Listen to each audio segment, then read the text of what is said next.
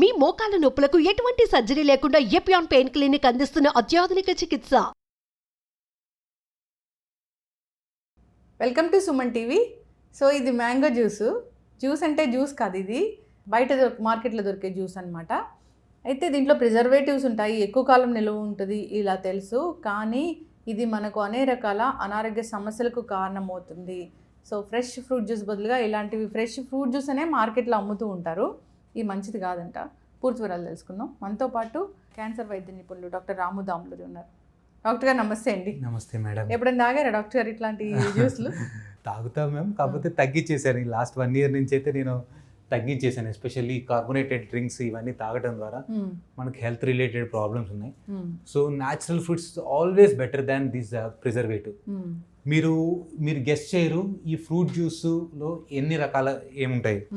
For example ఇదే juice మనం ఏదైతే తీసుకున్నామో వాళ్ళు కంపెనీ వాళ్ళు రాసింది ఇది ingredient water first.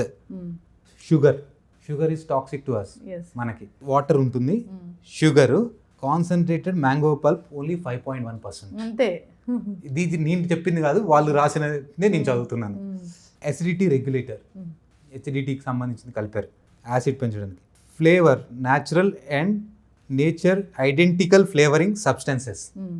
Stabiliser, sweetener, preservative, colour. నేను అంటే ఎక్కడో ఉంది చదవలా, నేను ఆ లేబుల్ మీద ఉన్నదే నేను ఏమున్నాయో చదువుతున్నాను. సో ఇన్ని రకాల మీరు జ్యూస్ అని తాగుతున్నారు, మ్యాంగో జ్యూస్ అని తాగుతున్నారు. మీరు మ్యాంగో జ్యూస్తో పాటు ఇంకెన్ని తాగుతున్నారు. మనం జ్యూస్ కంటే మిగతా వాటి టాక్సిక్ సబ్స్టెన్స్ కూడా మనం ఎక్కువే తీసుకుంటున్నాం. Sugar is most toxic substance. ఇది 5% ఉంది దాంట్లో. 5.1% అంటే 100 ml షుగర్ సిరప్ తీసుకుంటే దాంట్లో 5% కాన్సన్ట్రేటెడ్ వెయిట్ బై వాల్యూమ్ కానీ వాల్యూమ్ బై వాల్యూమ్ కానీ మ్యాంగో పల్ప్ ఉంది అంతే. ఆ మ్యాంగో పల్ప్ జ్యూస్ లాగా ఉండాలి, ఎప్పటికీ ఉండాలంటే ప్రిజర్వేటివ్ ఇవన్నీ యాడ్ చేస్తారు. లేకపోతే రా మ్యాంగో ఎన్ని రోజులు ఉంటుందండి మనకి? మ్యాంగో ఎన్ని రోజులు ఉంటుంది? 5 days 10 days. ఇది మ్యానుఫ్యాక్చర్ డేట్ ఎప్పుడు ఉంది, ఎక్స్పైరీ డేట్ ఎప్పుడు ఉంటుంది? మినిమం 1 year ఉంటుంది ఎక్స్పైరీ డేట్. సో 1 year వరకు ప్రిజర్వ్ చేయాలంటే వాడు ఎన్ని కెమికల్స్ కలపాలి? ఏదైనా జ్యూస్ తీసుకోండి మీరు, టెట్రా ప్యాక్ అంటారు, న్యాచురల్ ప్రొడక్ట్స్ అంటారు, ఆమ్రస్, అది ఇది చాలా మంది అంటారు. సో మీకు ఇన్ని రకాల టాక్సిన్ మెటీరియల్స్ అందులో కలుపుతుంటే మీకు ఎలా హెల్తీ అవుతుంటుందండి fruit juice? Especially artificial fruit juice మనకి ఎలా హెల్తీ అవుతుంది?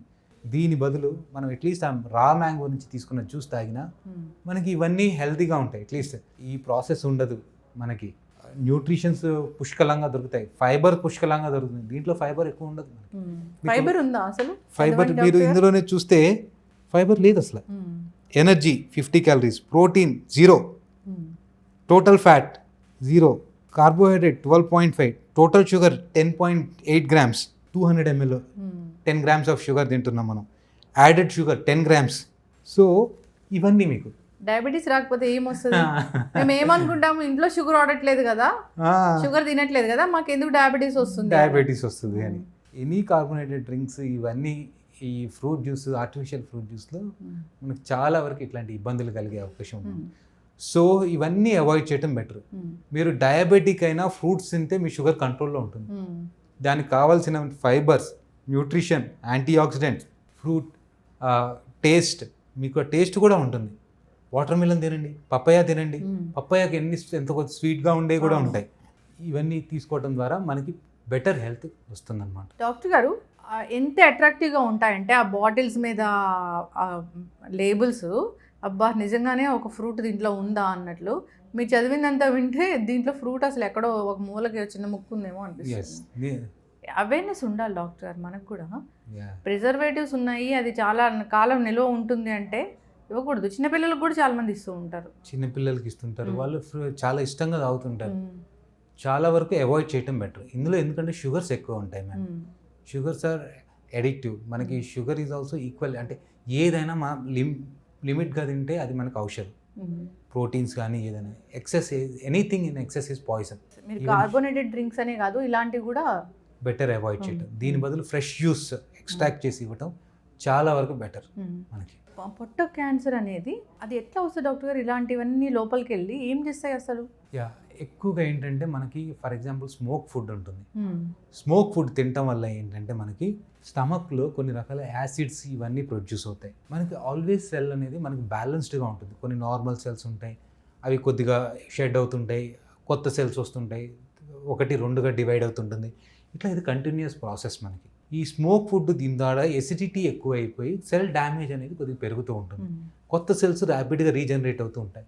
ఎప్పుడైతే కొత్త సెల్స్ ఇవి రీజనరేట్ అవుతున్నాయో ఆ రీజనరేట్ అయ్యేటప్పుడు కొన్ని అబ్నార్మల్ సెల్స్గా డెవలప్ అవుతాయి. డెఫినెట్గా ఏదైనా మన బై ప్రొడక్ట్స్ అనేది కొన్ని నార్మల్ సెల్స్తో పాటు అబ్నార్మల్ సెల్స్ కూడా మనకి వస్తాయి అన్నమాట. మన ఇమ్యూనిటీ అయితే బాగుంది అంటే ఆ అబ్నార్మల్ సెల్స్ మన ఇమ్యూనిటీ క్లియర్ చేయగలదు. కొన్ని సెల్స్ అనేది ఆ ఇమ్యూనిటీ నుంచి పవర్ నుంచి కూడా తప్పించుకుంటాయి. ఆ అబ్నార్మల్ సెల్స్ క్యాన్సర్ సెల్స్గా మారే అవకాశం ఉంటుంది. ఫర్ ఎగ్జాంపుల్ మనం ఫ్యాట్ ఇవన్నీ తిన్నాం అనుకోండి, రిఫైన్డ్ ఫుడ్ మైదా ఇవన్నీ తింటామంటే గట్ మొటిలిటీ అనేది తగ్గిపోతుంది. ఫైబర్స్ ఎక్కువ ఉంటే అది బల్క్ ఫామ్ చేయదు. మనం మైదా ఇవన్నీ తింటే బల్క్ ఫామ్ చేయవు. అవి ఏంటి జస్ట్ రిఫైన్డ్ ఫుడ్ కార్బోహైడ్రేట్స్ అవి డైజెస్ట్ అవుతాయి. బల్క్ ఫామ్ చేయనప్పుడు ఏంటంటే గట్ మొటిలిటీ ఫాస్ట్గా ఉండదు.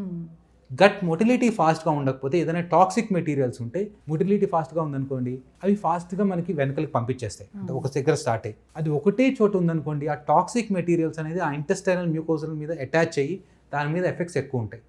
ఉంటాయా ఉండవా? డెఫినెట్గా. ఏదైనా మనకి వేడి నీళ్ళు ఉన్నాయి, వేడి నీళ్ళు మీరు వెంటనే చేయి పెట్టి తీసేస్తే కాలు. అదే చేయి 10 minutes పెట్టండి డెఫినెట్గా కాలుతుంటుంది. ఒక 50 degrees వేడి నీళ్ళు. సేమ్ ప్రిన్సిపల్ ఏంటంటే మనం రిఫైన్డ్ ఫుడ్ తీసుకుంటే గట్ మొటిలిటీ అనేది తగ్గిపోతుంది. సో మన ఇంటెస్టైన్ అనేది అక్కడ ఉండే టాక్సిన్కి ఎక్కువ ఎక్స్పోజ్ అవుతుంది. అదే ఫైబర్ ఫుడ్ ఇట్లాంటివి తీసుకుంటే ఈ మీట్ ఇవన్నీ రిఫైన్డ్ ఫుడ్, ఫైబర్ ఫుడ్ ఇవన్నీ తీసుకుంటే ఏంటంటే గట్ మొటిలిటీ, గట్ ఎట్లా మొటిలిటీ అవుతుంది, ఇట్లా ల్యూమన్ ఉంటే ఇది ప్రెస్ చేస్తుంది ముందుకెళ్తుంది, ఇది ప్రెస్ చేస్తుంది ఫుడ్ ముందుకెళ్తుంది. ఇట్లా కంటిన్యూస్ సీక్వెన్షియల్ ప్రెషర్స్.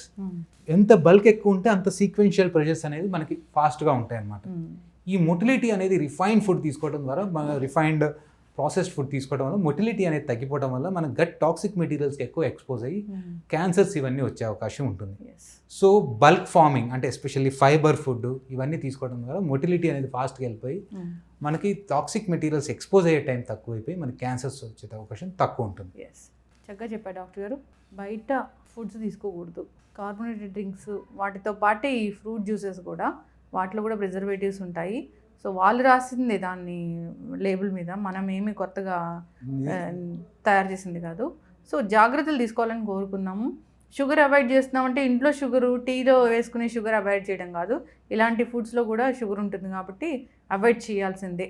జాగ్రత్తలు తీసుకోవాలని కోరుకున్నాం డాక్టర్ గారు. చాలా చక్కటి ఇన్ఫర్మేషన్. ధన్యవాదాలు. నమస్తే మ్యామ్.